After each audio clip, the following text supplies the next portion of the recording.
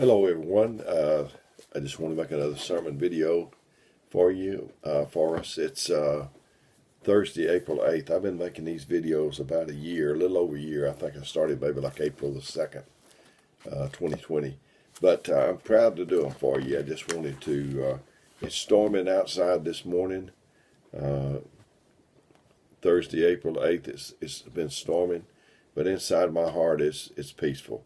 And I want to get you the 20th chapter of Proverbs in the King James Version of the Bible. And it said, wine is a mocker, strong drink is raging, and whosoever is deceived thereby is not wise. The fear of the king is the roaring lion, but whoso provoketh to anger sinneth against his own soul. It's an honor for a man to cease from strife, but every fool will be meddling. I want to go over this with you a little bit. Hopefully it'll help you. So it says, wine is a mocker, strong drink is raging, and whosoever deceiveth thereby is not wise. You know, there's been many a person that ruined their lives by drinking, and it don't just affect you, it affects everyone that you touch, that you come in contact with, that you're associated with, that you're connected to.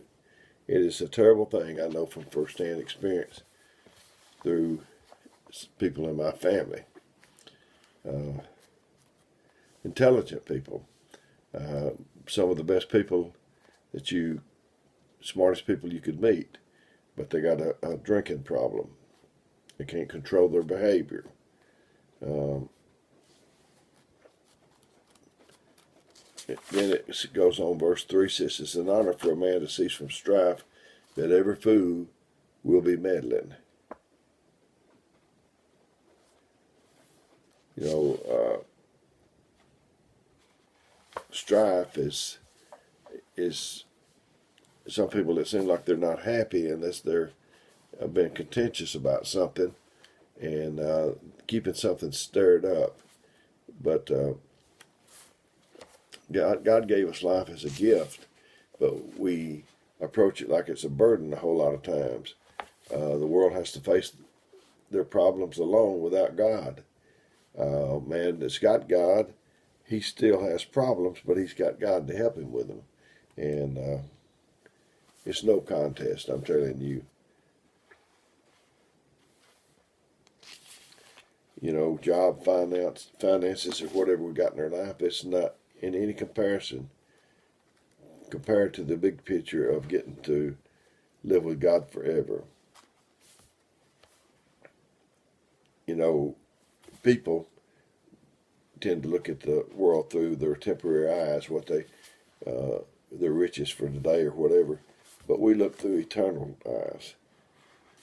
We get so sidetracked, and we let the silliest things seem like bring us down. We get things out of perspective. And I pray that God will give me the peace of mind that never ends. It says the sluggard, verse 4, the sluggard would not plow by reason of the cold, therefore he would beg and harvest and have nothing. It's never just right. It seems like if you do something, you have to just go on and forget the circumstances, forget the obstacles against you. You have to just make up your mind you're going to do it. For instance, if you want to read the Bible, you can read 3 chapters a day and read the Bible in a year, and you start out to do it. I guarantee you there'll be things come up where that you can't, or you can't easily, but you have to be determined.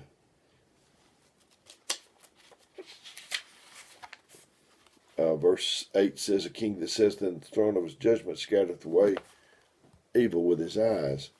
We're subject to a king who watches everything. The choice is ours. It's our free will. But we got to remember that nothing we do escapes his view.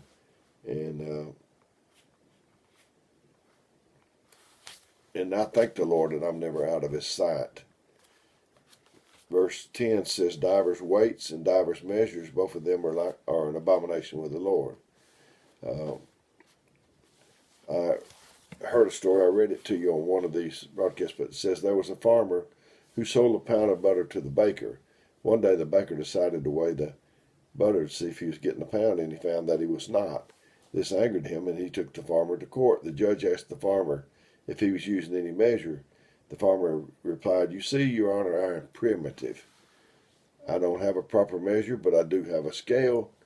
The judge asked, "Then how do you weigh the butter?" The farmer said, "Your Honor, since long before the baker started buying butter from me, I've been buying a pound of butter from him.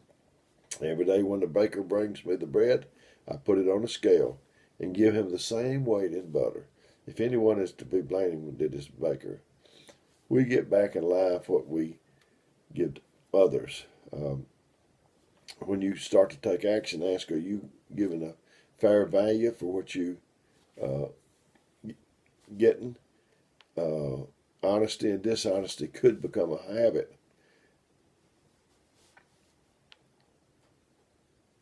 You know, that's divers weights. I've talked about that on these videos. We don't want divers weights. God gives us a grade and gives us things based upon our ability, our talents.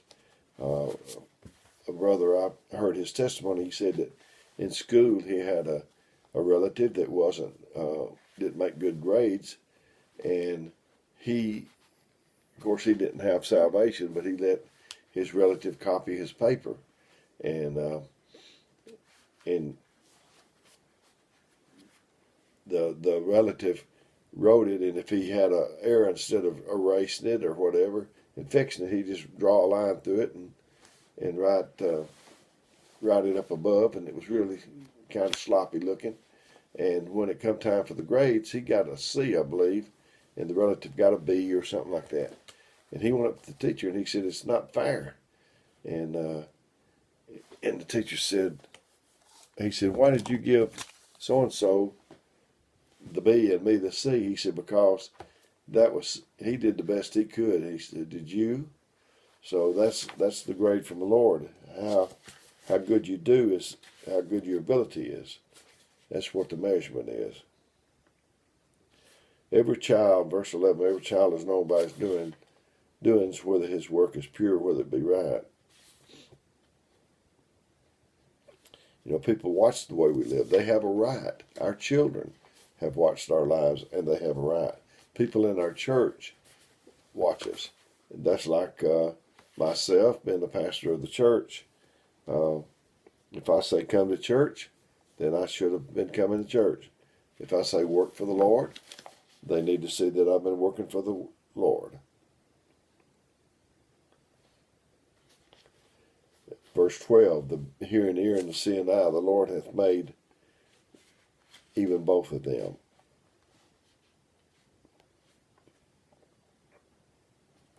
You know, people try to deny the existence of God. They've always done that. I heard that back in the day when you could give a polygraph test to people that applied for a job, they'd ask one question. They'd say, "Do you believe in God?" And every time someone said no, the needle jumped off the chart nearly.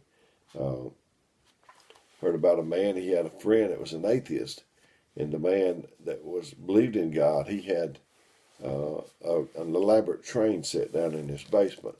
I mean, it was just elaborate, and had the trees and rolling hills and all the scenery. And so he invited the atheist friend over. So they went in. There's this elaborate train set, and the atheist was blown away. He says, "Wow," said, "My goodness, how long did you work on this? This must have took years for you to build this." And the man that believed in God said, "No," he said, "I just came down here one day, there's an explosion, and poof, there it is." And the atheist friend said, "No, that's not a good enough explanation. That could not have happened." And so the Christian friend said no, and the creation didn't happen like you say. It wasn't just a big bang and then It was. It was somebody carefully planning it out. I also heard that years ago, the Bible says the stars are like the sand of the sea or something. They're innumerable. And but man, he don't believe God. He don't believe things like that. So he got him a telescope, and he peered into the sky, looked into the sky, and he said, "Oh no, there's 2,487 stars." And so he knows more. So they go on for a few years. They develop a bigger telescope and a bigger telescope, and they find out there's more than 2,487 stars, and they ascribe a number to it, 5,000, 10,000, whatever. And finally they got down, I don't know if it's the Hubble or just before the Hubble, they got a powerful telescope, and they said, the stars are innumerable. Why didn't they just listen at the first? But they want to test the waters. Verse 17, bread of deceit is sweet to a man, but after his mouth shall be filled with gravel. When people try to deceive somebody else, they tell a lie or whatever, and all liars are going to be in the lake of fire. You have to remember how the story went and cover your tracks. A single grain of truth is better than a mountain full of lies. Verse 19 says, he that goeth about as a talebearer revealeth secrets. Therefore meddle not with him that is flattereth with his lip. A man was seen coming from a married woman's house, and he got this tale going on him. They didn't try to check the story out and find out that it was the woman's brother that he was coming to study in between classes. There's no such thing as harmless gossip. Gossip's wrong, and talking about someone in a negative way, and they have no chance at that moment to defend themselves. It's not well. If we can't build somebody up, if we got to tear somebody down, telling false things about people without checking, that's like stealing from them in the wrong way. I said before in another video that some people look through mounds of dirt to find a few diamonds, and some people look right past a bunch of diamonds to find a little dirt.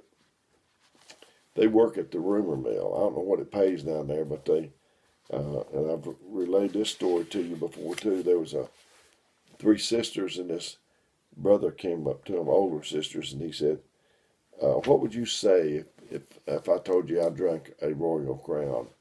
And the first one said, I wouldn't have no confidence in you at all. And the second one said, oh yeah, I'd still have confidence in you. And the third one says, well, I guess I just have to know what a royal crown is. And that's the way it is. A royal crown is an RC, a royal crown cola. We used to call them RC cola. Have you a royal crown cola or RC and a moon pie? So you need to check out the stories before you repeat them. God. Hello, everyone. I'm sorry about that video cutting off like that. I was through, except I just wanted to tell you that I enjoyed getting this to you. I love you with all my heart. I wanted to tell you that if you need anything, just let me know. My phone number is 256-508-4410. And if you need me, just leave me a message and I'll get back to you when I can. It was an unexpected ending. I'm going to try to piece this together. I'm not good at editing. I'm going to try to learn that one of these days maybe. So anyway, may God bless you is our prayer.